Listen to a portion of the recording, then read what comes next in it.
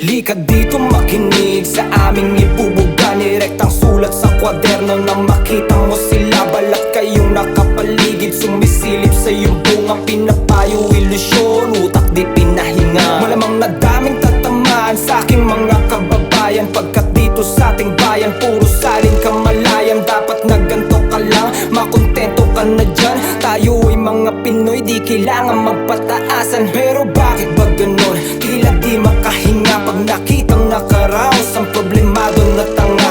Hihilahin ka nila kahit babago namumunga. Tahimik mong tinanim, mabadaming nakaalala. Pagbasang-basa na yan, itong mga itim na tupa. Paningin nyo na nilamon ng kahapon lumala na. Puro galit pinapasa, hihilahin pag nauna pang namunga. Inakalang nabuwang na sa dilema. Iba yung may alam sa natutunog mayabang. Abo na aking kilay, kasusunog binusog sa kaalaman. Punuin mo't sagatin, malampasan ko pa yung metro. Masabi na pulidot, di kalawang na asero.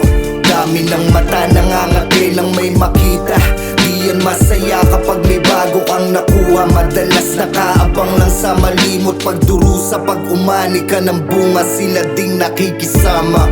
Huwag kang masyadong halata, susuporta lang sila kapag merong mapapala. Pag di ka kaya na sirain mga kwentong inimbento, harapang kausapin mga tupang maaamo. Silabas ang mga baho ng basahang puro trapo.